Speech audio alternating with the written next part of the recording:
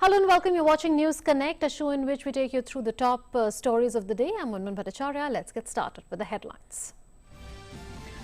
Prime Minister Narendra Modi declares 14th August as Partition Horrors Remembrance Day to be observed to acknowledge the pain undergone by Indians due to the partition of India in 1947.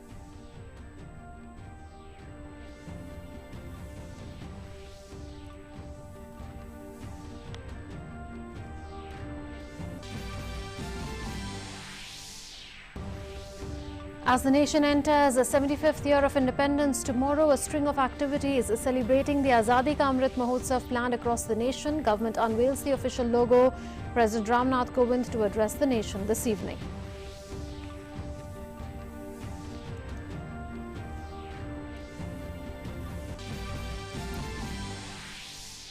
Pedal for Health campaign launched as part of Azadi Ka Amrit Mahotsav in Delhi. Union Ministers Anurag Singh Thakur, Mansukh Mandavia and Kiran Rijiju ride bicycles from Major Dhyan Chand National Stadium to Akbar Road. Campaign to help promote cycling in the country and keep India healthy and fit.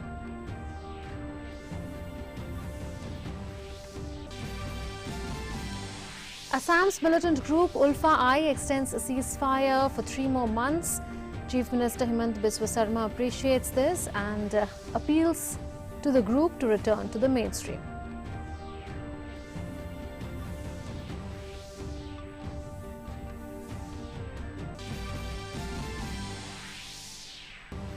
Four more sites of India added to Ramsar list as wetlands of international importance. These sites are Thol and Vadwana from Gujarat and Sultanpur and Bhindawaz from Haryana.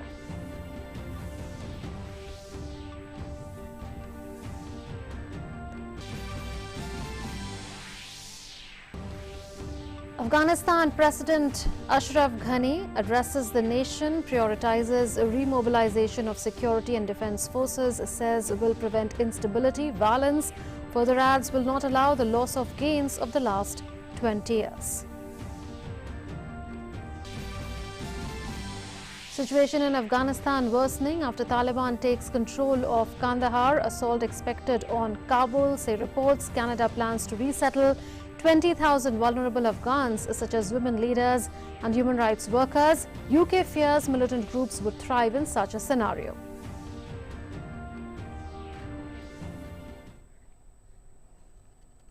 Our lead story this evening, Prime Minister Narendra Modi has declared that 14th August will be observed as Partition Horrors Remembrance Day to acknowledge the pain undergone by Indians due to the partition of India in 1947. In a series of tweets, the Prime Minister said, and I quote, "Partition's pains can never be forgotten. Millions of our sisters and brothers were displaced and many lost their lives due to mindless hate and violence. In memory of the struggles and sacrifices of our people, 14th August will be observed as Partition Horrors Remembrance Day.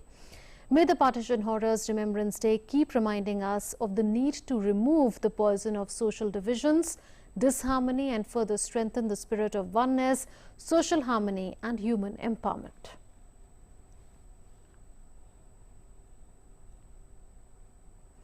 Union Home Minister Amit Shah has welcomed Prime Minister Narendra Modi's decision to observe 14th August as Partition Horrors Remembrance Day. In his tweet, Amit Shah said, "In the memory of the sacrifice and struggle of our innumerable sisters and brothers who were displaced in the shadow of violence and hatred at the time of partition of the country, Shri Narendra Modi has decided to observe 14th August as Partition Horrors Remembrance Day. I welcome Prime Minister Shri Narendra Modi for taking this sensitive decision." In another tweet, Amit Shah said, "The wound of partition of the country and the grief of losing loved ones cannot be described in words. I am sure that Partition Horrors Remembrance Day will strengthen peace, love and unity by eliminating the ill will of discrimination and malice from society."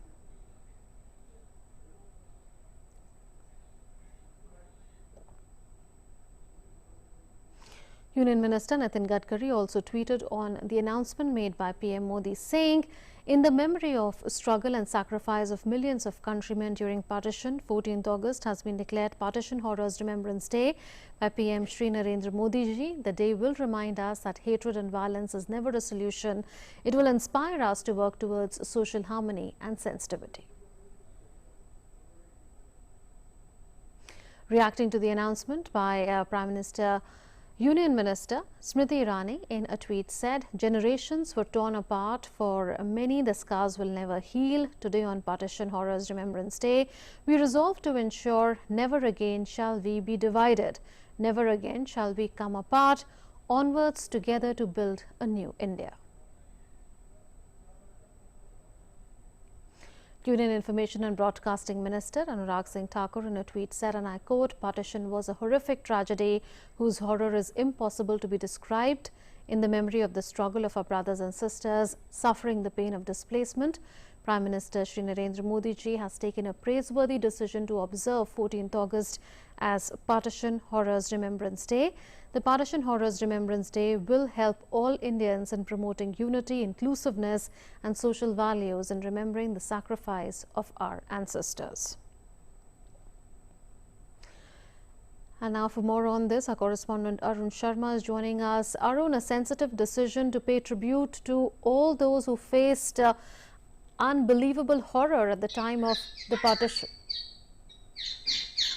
Absolutely, Munmoon. And you were reading some of the tweets of various cabinet ministers.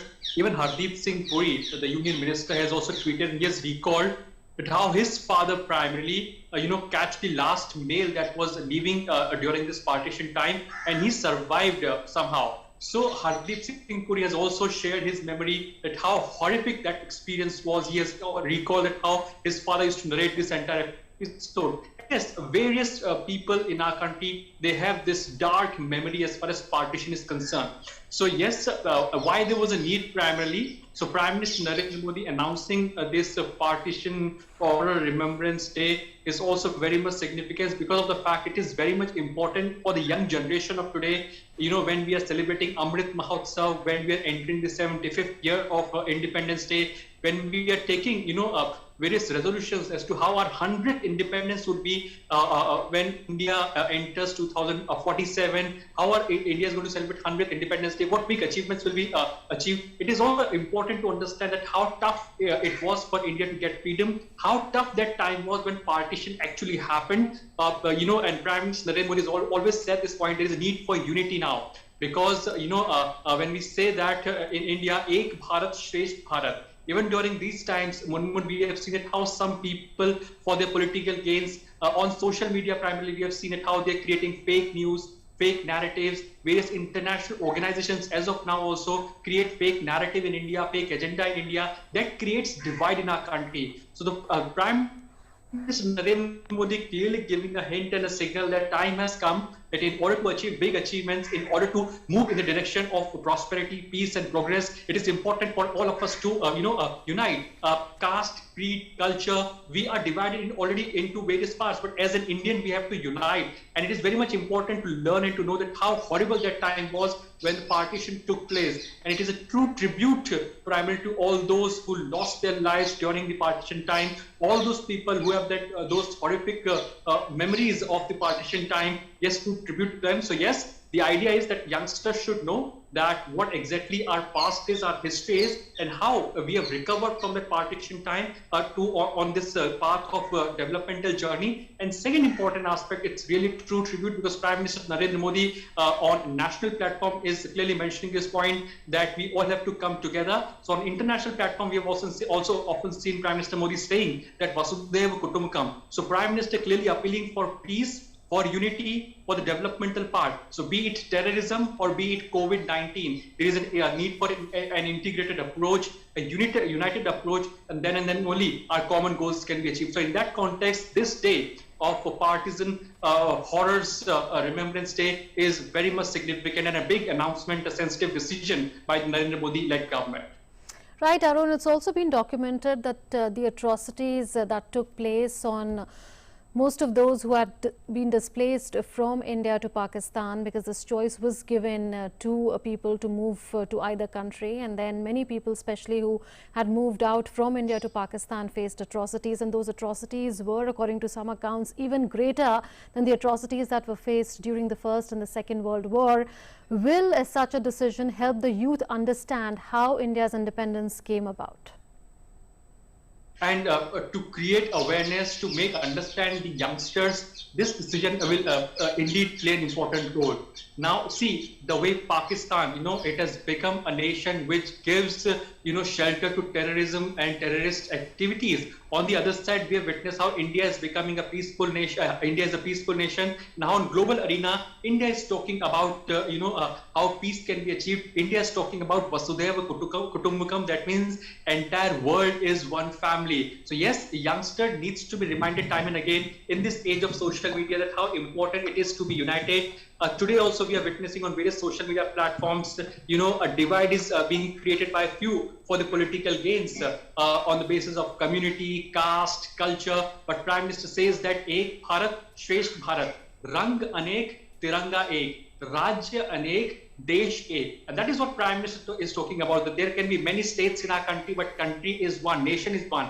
And in order to achieve higher growth rate, inclusive development, it is important that we are not diverted in this petty politics of division on the basis of caste, culture, creed, section, society. But now time has come primarily to be united as India, and how 130 crore Indians primarily can prosper. And government has launched various initiatives like Startup India, Mudra Yojana, Jan Dhan Yojana that are inclusive in nature. So government on one side is ensuring that how can social inclusive development can take place, but yes, some political mileage is being taken by few sections in the society. They're trying to divide on the basis of caste, creed, culture, section, society, sex. So that needs to be controlled. And this day, the partisan horrors remembrance day primarily will ensure that youngsters are remembered of that point, that how horrible that was when a fight for getting freedom was fought, but then afterwards, because of the then governments at that point in time,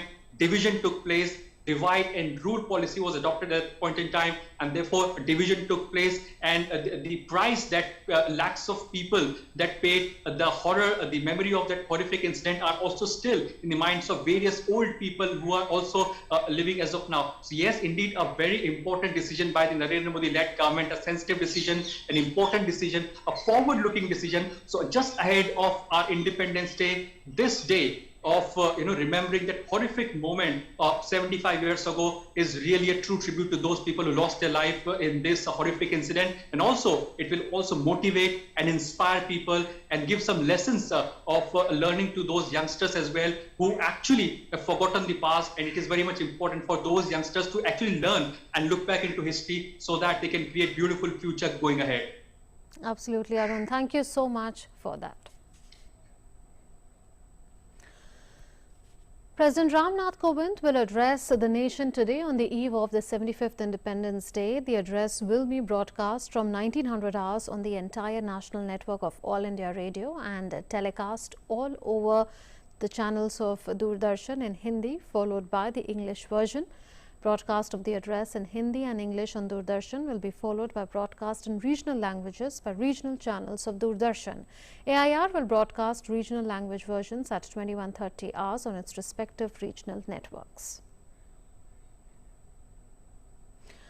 The Government of India will celebrate the 75th year of India's independence in a grand manner at the national and international levels. In the series, the centre yesterday unveiled the official logo to mark the momentous occasion. Prime Minister Narendra Modi will address the nation from the ramparts of the Red Fort tomorrow and lay out the government's programs and policies. The Prime Minister had directly invited ideas and suggestions from citizens for the Independence Day speech. PM Narendra Modi will pick up some of the ideas in his speech.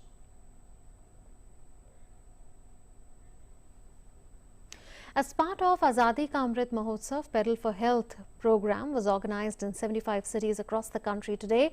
In the Major Dhyan Chand National Stadium in New Delhi, Union Health Minister Mansukh Mandavia, Union Youth Affairs and Sports Minister Anurag Singh Thakur and Union Law Minister Kiran Rijiju participated in the event and cycled from the stadium to Akbar Road. More in this report.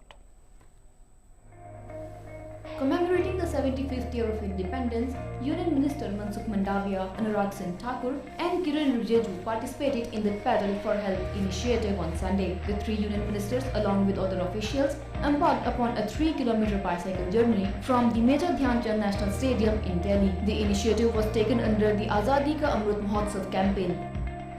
Cycling के माध्यम से व्यक्ति स्वस्थ रहे और व्यक्ति स्वस्थ होगा तो देश स्वस्थ होगा, और इसलिए आज़ादी के 75 साल के अवसर पर देश के 75 शहर में 75 सिटी में पैडल फॉर हेल्थ कार्यक्रम के माध्यम से हमने एक शुरुआत की है और एक साल तक हम ऐसे ही कार्यक्रम के माध्यम से देश के नागरिकों की हेल्थ बनाने के लिए कोशिश करेंगे। Union Minister of Youth Affairs and Sports Anurag Singh Thakur highlighted the paradigm shift in priorities of people centering around health. He also put forth the idea of fitness ka dose आधा घंटा हर रोज and urged people to give at least half an hour a day to any physical activity. आजादी के अमृत महोत्सव पर बहुत सारी संस्थाओं को साथ में जोड़कर पैडल फॉर हेल्थ एक जागरूकता अभियान जन भागीदारी के लिए, अच्छे स्वास्थ्य के लिए, ताकि लोग फिटनेस का डोज आधा घंटा रोज कम से कम इसको लें, स्वस्थ रहें और स्वस्थ भारत का निर्माण भी करें, सशक्त भारत का निर्माण भी करें। Emphasizing on the relevance of cycling for a good health, Law Minister Kiren Rijiju said that cycling will not only help improving individual health but ultimately contribute in slashing the loads on hospitals. 75 वर्ष का celebration तो चल रहा है, लेकिन cycling करना, jogging करना, walking, trekking, खेलना, फिटनेस, वेलनेस, ये तो चलती रहनी चाहिए जिंदगी भर। और आज़ादी का 75 वर्ष का जो अमृत महोत्सव मना रहे हैं, इसमें साइकिलिंग बड़ा इवेंट के रूप में देश भर में मनाया जा रहा है। Cycling is not only a fun activity but is also a great exercise to tone your muscles, strengthen your bones and lose weight. Anyone who wants to increase the quality of life must ride a bicycle or do any physical activity for at least half an hour to stay healthy and fit. To include cycling in day-to-day life, to improve physical fitness and reduce air pollution, a nationwide campaign, Paddle for Health, was launched. This will take cycling to new heights. With cameraman Bhim Singh, Varsha Gotwal, DD News, New Delhi. As part of the Azadi Ka Amrit Mahotsav celebrations, the Ministry of Tourism, in collaboration with the Association of Indian Universities, will launch a series of 12 episodes that will take the participants on a virtual journey of incredible India. Each of the 12 episodes will focus on diverse themes regarding cultural heritage of India and to generate awareness about incredible India. The event will be inaugurated by Union Minister of Tourism G. Kishan Reddy. In the journey of Azadi Ka Amrit Mahotsav, the Ministry of Tourism is focusing on children and youth to get them more acquainted with India's glorious past and a grand future.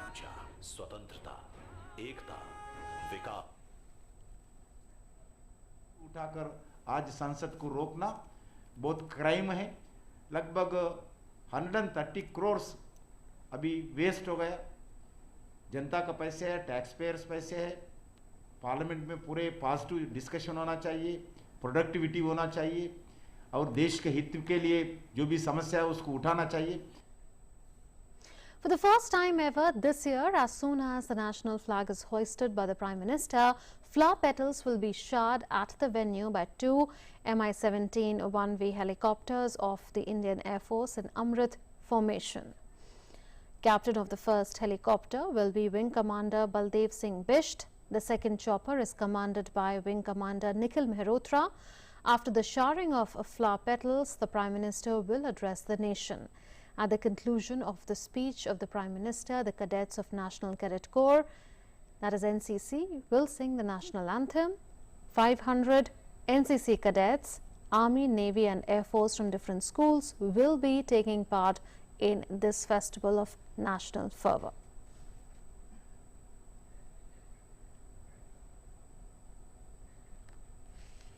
Meanwhile, Delhi Police has made elaborate security arrangements in the national capital in view of the 75th Independence Day. Special arrangements have been made in and around Red Fort, from where Prime Minister Narendra Modi will address the nation. For the convenience of public and security reasons, certain traffic restrictions have been imposed around the Red Fort. Only those vehicles with a valid pass issued by Delhi Traffic Police will be permitted to be around the Red Fort area tomorrow. Many roads will be closed from 4 a.m. to 10 a.m. on Independence Day. The parking facilities at Delhi metro stations will also remain closed till tomorrow afternoon. Security has also been tightened in Srinagar ahead of the Independence Day celebrations. Police and paramilitary forces have been deployed across the valley to thwart any untoward incident.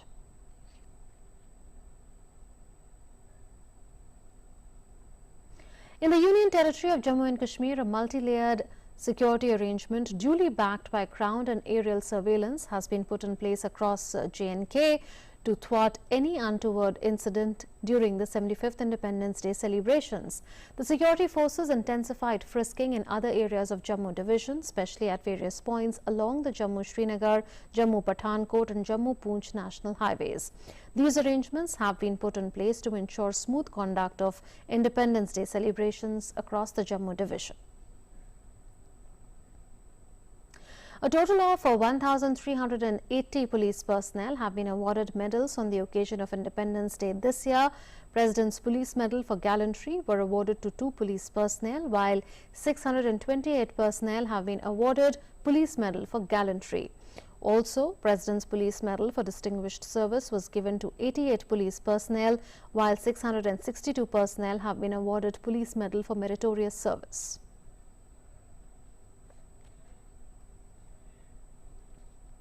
In a major development, the banned United Liberation Front of Ahom Independent or ULFA-I has extended ceasefire for 3 more months.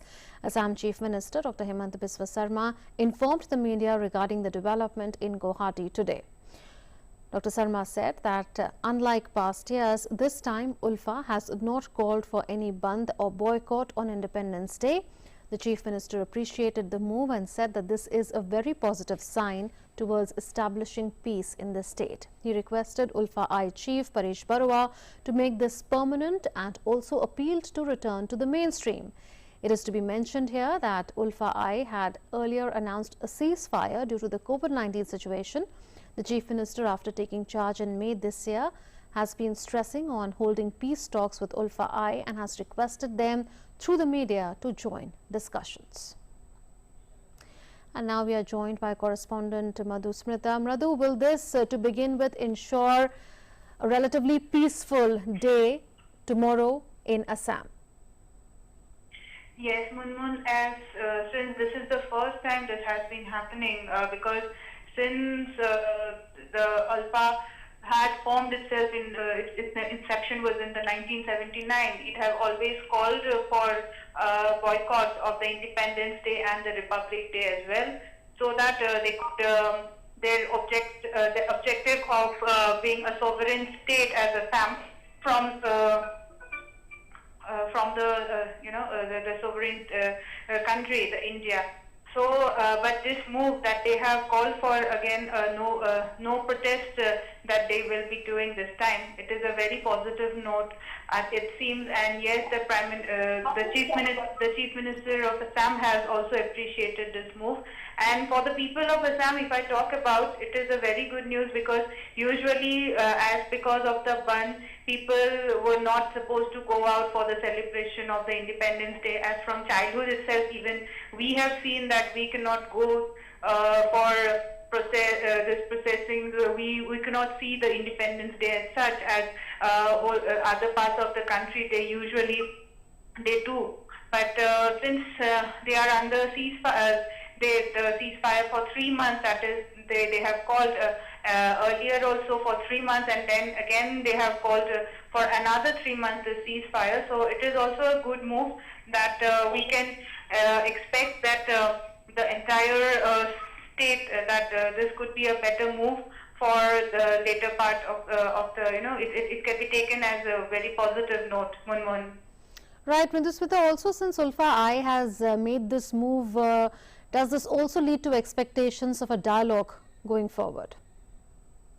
Yes, since the BJP government came to power, the Home Minister also, Amit Shah, he has also taken an initiative that the various militant groups, including the ULFA, could be also under the negotiation.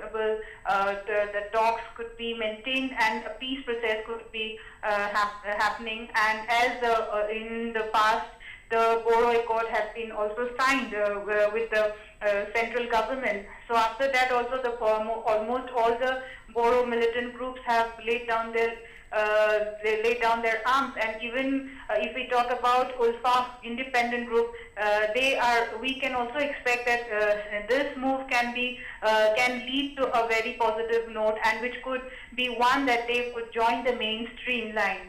So this seems a very positive step that has been going on, and it can be seen that the government is doing its part, and the various steps that have been taken by the present government has seen that the various militant groups are having hope that they are looking forward to join the mainstream and give up their arms, Munmun. Right. Thank you for those updates, Madhusmita. Himachal Pradesh government is on alert now following repeated incidents of landslides from across the state. After landslide incidents were reported from Kinnaur, Chamba and Sirmaur, suddenly a part of Pir Panjal hill collapsed and fell into the Chandrabhaga river yesterday. Scientists of Central Water Commission are reaching Lahore to get to the bottom of the reasons behind such natural calamities. Meanwhile, so far 23 bodies have been recovered in Kinnaur landslide incident.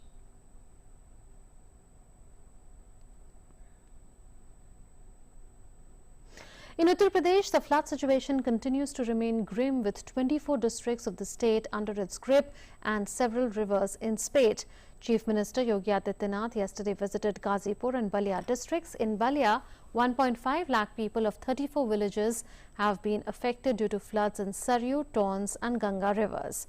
The Chief Minister directed the officials of Ghazipur and Balia districts to speed up the relief and rescue operations.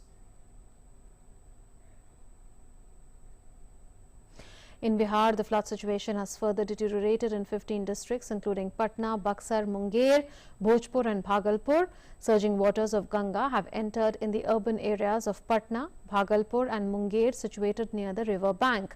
Water level in Ganga crossed the highest flood level of 43.17 meters at Hatida in Patna and reached 43.21 meters.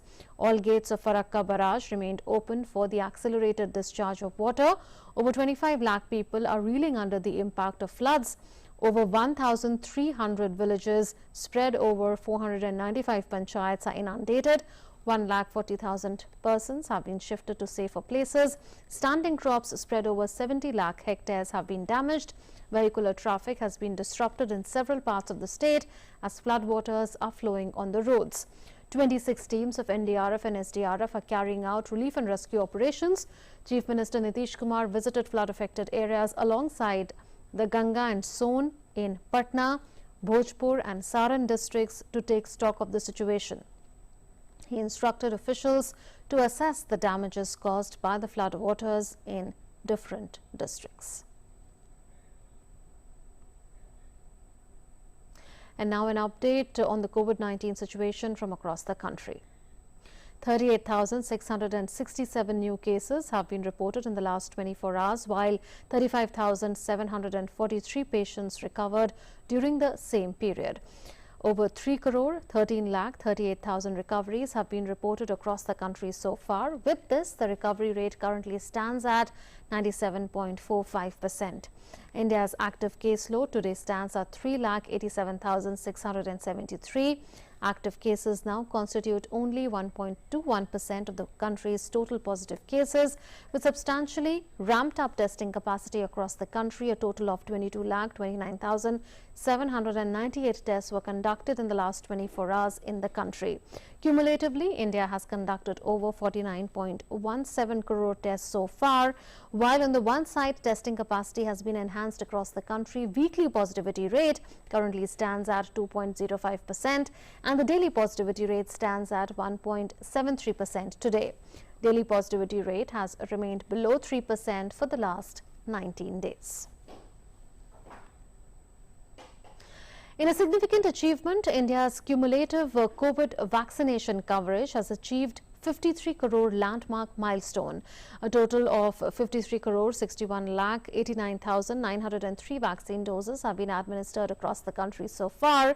Over 63.8 lakh vaccine doses have been administered in the last 24 hours alone.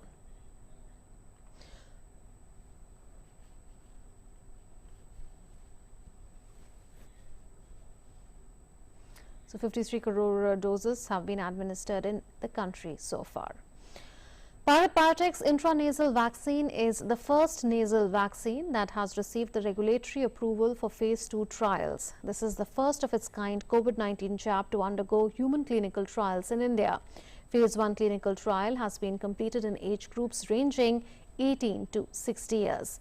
The company reports that the doses of the vaccine administered to healthy volunteers in the phase 1 clinical trial has been well tolerated. No serious adverse events have been reported. Previously, the vaccine was found to be safe, immunogenic and well tolerated in the preclinical toxicity studies. The vaccine was able to elicit high level of neutralizing antibodies in animal studies.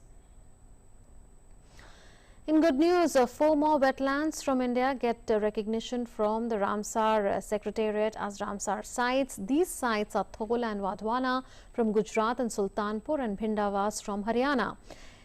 This was informed in a tweet by Union Environment Minister Bhupendra Yadav, who expressed happiness and stated that it is Prime Minister Narendra Modi's special concern for the environment which has led to overall improvement in how India cares for its wetlands. With this, the number of Ramsar sites in India are now 46 and the surface area covered by these sites is now around 10.83 lakh hectares. While Haryana gets its first Ramsar site, Gujarat gets 3 more after Nal Sarovar, which was declared in 2012. The aim of the Ramsar list is to develop and maintain an international network of wetlands which are important for the conservation of global biological diversity and for sustaining human life through the maintenance of their ecosystem components, processes and benefits. Wetlands provide a wide range of important resources and ecosystem services such as food, water, fiber, groundwater recharge, water purification, flood moderation, erosion control and climate regulation. They are in fact a major source of water, and our main supply of fresh water comes from an array of wetlands which help soak rainfall and recharge groundwater. External Affairs Minister Dr. S. Jaishankar exchanged perspectives on the situation in Myanmar with Foreign Minister of Brunei. In a tweet, he said that appreciate the call from Brunei Foreign Minister Dato Haji Iriawan exchanged perspectives on the situation in Myanmar. India is in full support of the ASEAN initiative.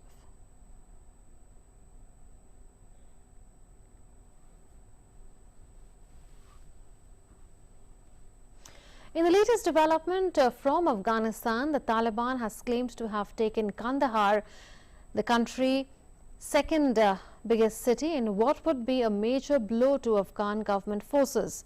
People gathered around a gate that leads to the Kandahar governor's office as Kandahar was seized by Taliban insurgents. In a video tweeted by a Taliban spokesperson, a large crowd of people and cars can be seen around the gate as 2 people start to hoist a flag on the flagpole on the top of the Eidgah Darwaza or gate. The location of where the video was filmed is verified by the gate, which is near the Kandahar governor's office, and the domed structure is next to the gate. Meanwhile, the President of Afghanistan, Ashraf Ghani, has said that the remobilization of the country's armed forces was a top priority as Taliban fighters inched closer to the capital after routing in fact the country's defenses over the past week.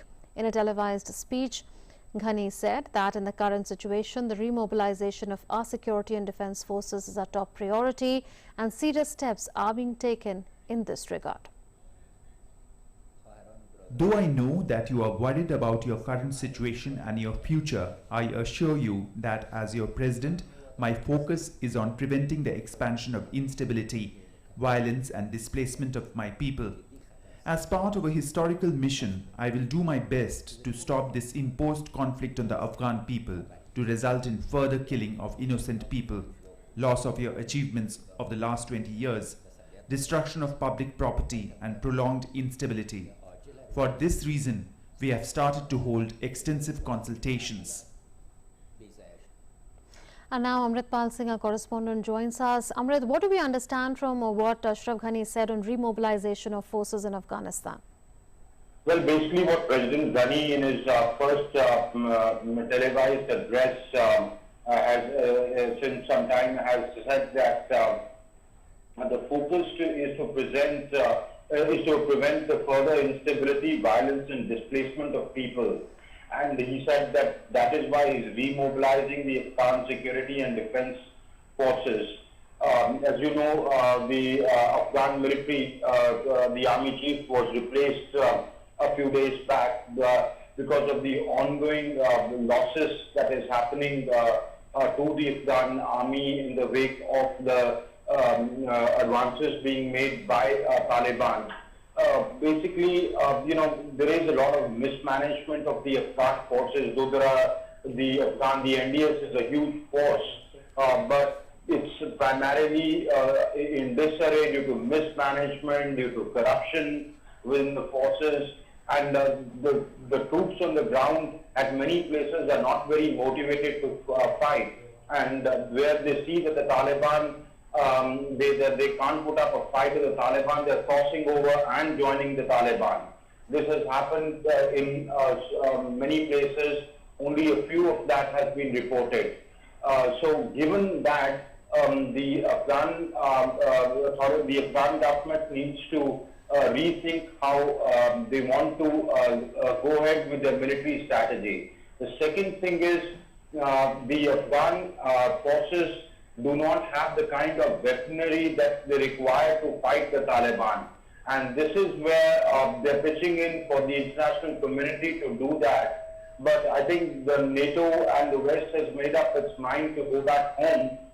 The additional troops that Britain and the United States are sending are only to pull out and evacuate their personnel. And, so not much is happening, not much ground was gained at the Doha conference, where the Afghan forces, the Afghan negotiators did make a deal, they did make an offer to the Taliban to strike, to have a peace negotiation, but the Taliban, because it's winning, is no mood to, sit on the negotiating table. They've got, 18 out of the 34 provincial capitals. So they know that they can take Afghanistan by military victory. So they would want to play hardball. The world also is very meekly pleading to the Taliban and not taking a decisive, concrete action under whatever aegis, be it the NATO or the UN, to tackle Taliban with the force it requires to stop. And the Taliban knows that, and therefore it's making the advances it's making, and the situation in Afghanistan becomes unfolding humanitarian catastrophe. Manman? Right, Amrit. Also, Ashraf Ghani has spoken about starting consultations with various stakeholders to bring an end to the instability. He said, and I quote, "Therefore, I've started extensive consultations inside the government with elders, political leaders, representatives of people, international partners on achieving a reasonable and certain political solution in which the peace and stability of the people of Afghanistan are envisaged." Like you said, not much headway was made in the Qatar talks. What are the consultations that he is trying to refer to? Is he making another pitch to somehow reach out to the Taliban at this juncture? Well, he wants to reach out to the Taliban, but the Taliban is not amenable to talking to, a government headed by him. Where the Taliban have time and again said that Ghani needs to go if you want to talk to us. He's appealed both to the international community for their help as Taliban advances towards Kabul. Second, he's basically trying to talk to tribal elders and see if they can negotiate some sort of,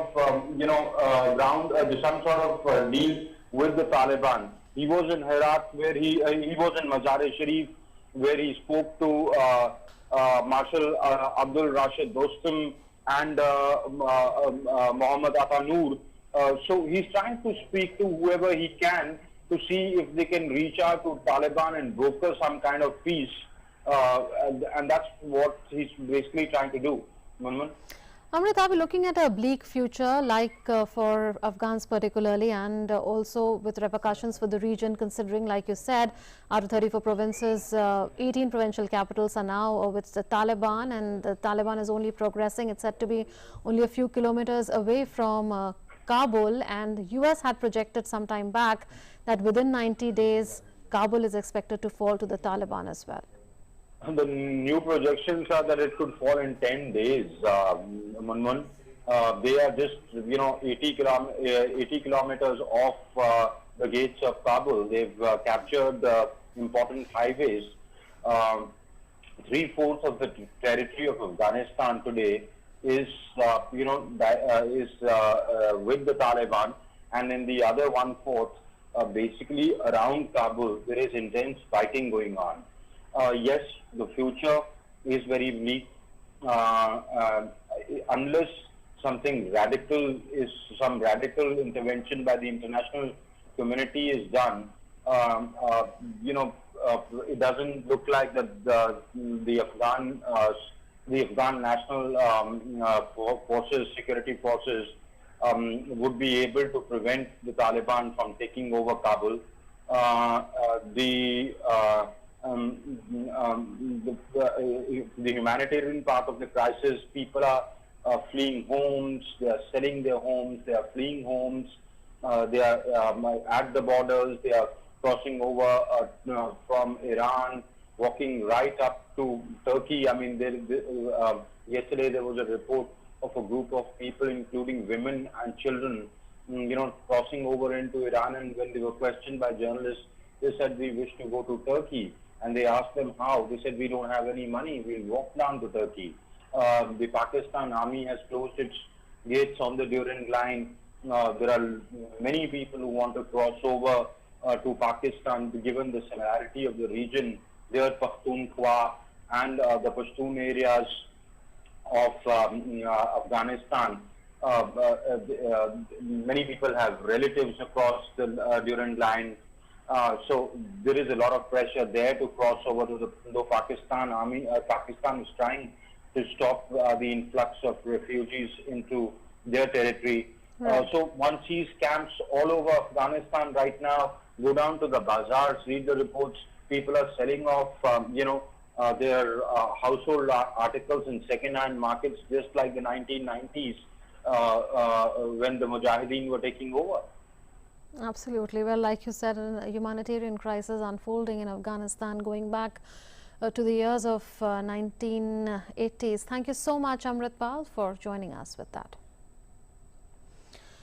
UN Secretary General Antonio Guterres has called on the Taliban to immediately halt their offensive in Afghanistan and warned that Afghanistan is spinning out of control. And the UN chief said he was deeply disturbed by early indications that the Taliban are imposing severe restrictions on human rights in the areas under their control, particularly targeting women and journalists.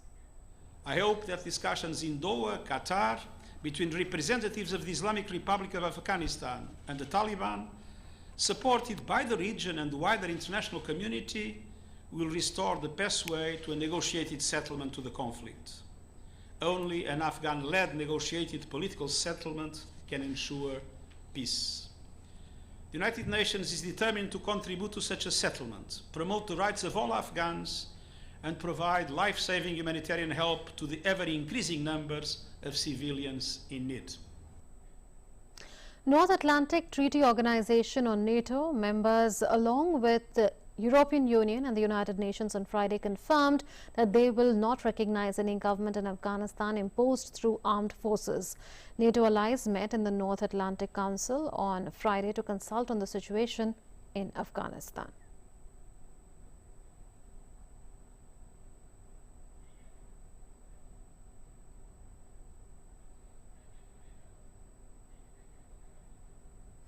Later, NATO chief Jens Stoltenberg said NATO allies are deeply concerned about the high levels of violence caused by the Taliban's offensive, including attacks on civilians, targeted killings and reports of other serious human rights abuses.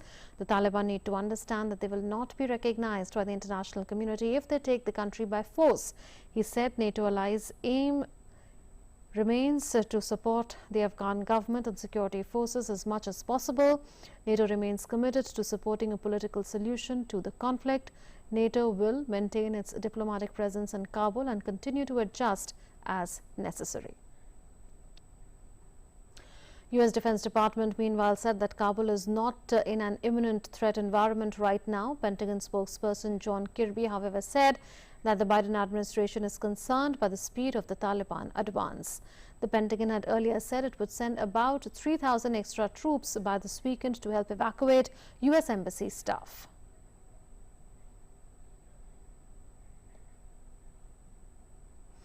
British Prime Minister Boris Johnson has said that he did not envisage a military solution for Afghanistan, but would continue to exert pressure by diplomatic means.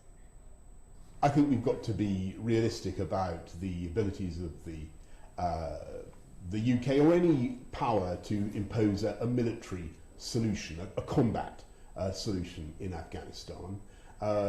What we certainly can do is work with all our partners in the region and around the world who share an interest in, with us in preventing Afghanistan from once again becoming a breeding ground for terror. And I think anybody in government in Kabul is going to recognise that the West, the UK, have a permanent interest in making sure that that does not happen. And so we are going to use our diplomatic, our political, our overseas development aid budget leverage to make sure that we exert what pressure we can, and we will continue to do that. But I think the idea of a military or a combat solution is not the one that we should be pursuing right now.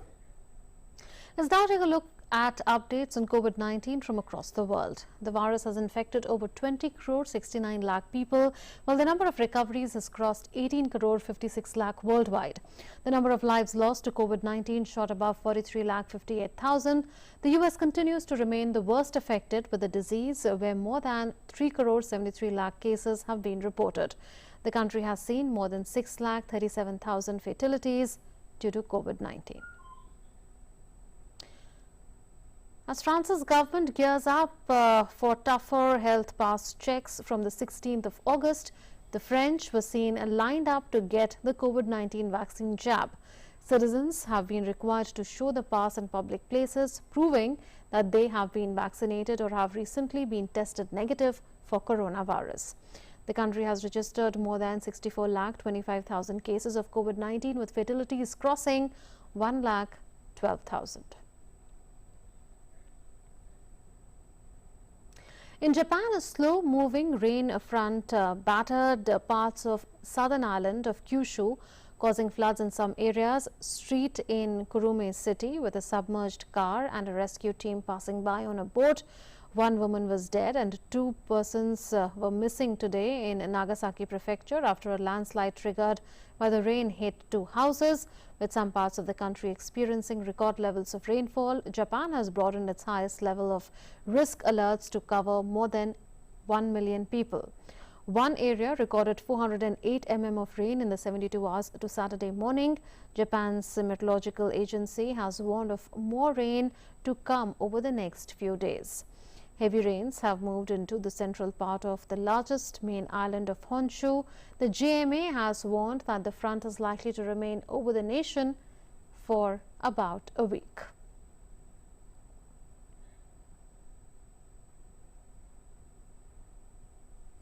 An enormous wildfire raging across Northern California for nearly a month flared up on Friday along one of its flanks, driven by winds and prompting more mandatory evacuations. The Dixie Fire, which broke out on the 14th of July in Sierra Nevada mountains, some 160 miles northeast of the state capital, Sacramento, grew by nearly 20,000 acres on Friday. The Plumas County Sheriff's Office issued new mandatory evacuations for all of Genesee Valley, with residents being told to leave immediately.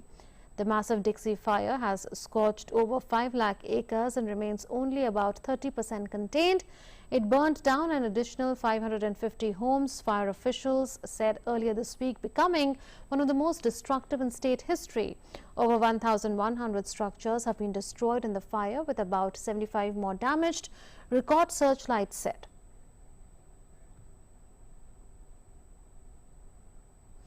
Hyderabad Sailing Week and the YAI National Sailing Championship got off to a colourful start at Hussain Sagar in Hyderabad.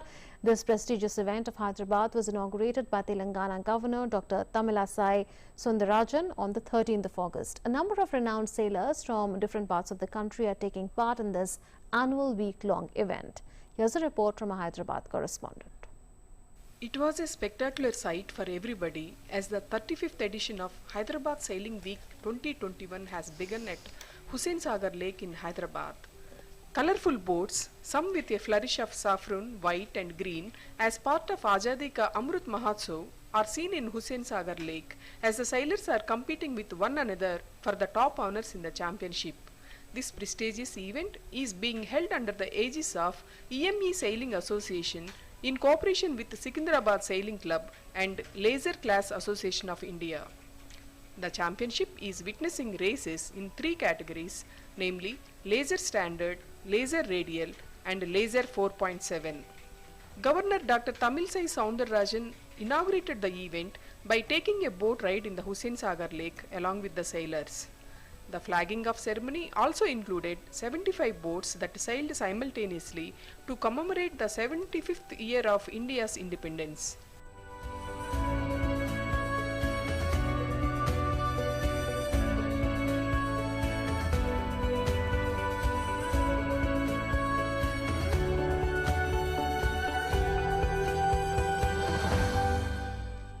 In her address, the governor said, Hyderabad Sailing Week event is emerging as one of the major attractions of the twin cities of Hyderabad and Secunderabad.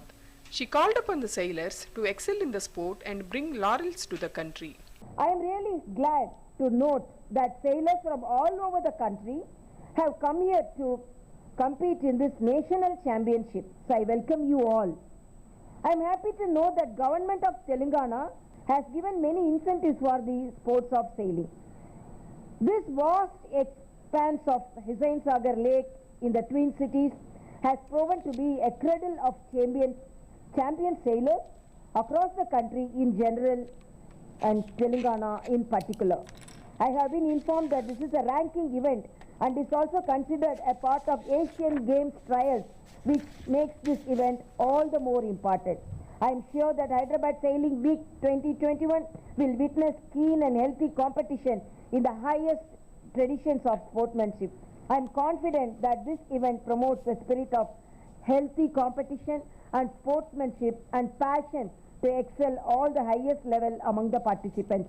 It is indeed a proud moment for India that our Indian track field athlete Neeraj Chopra won the historic gold medal for India at the recently concluded Tokyo Olympics 2020. The event will culminate with the distribution of prizes to the winners on August 19th. Chief of the Naval Staff, Admiral Karambir Singh, will be the chief guest at the closing ceremony. Suprashanti, Bureau Report, DD News, Hyderabad. And at that, I come to the close of this news bulletin. News and updates will continue on DD India. Stay tuned.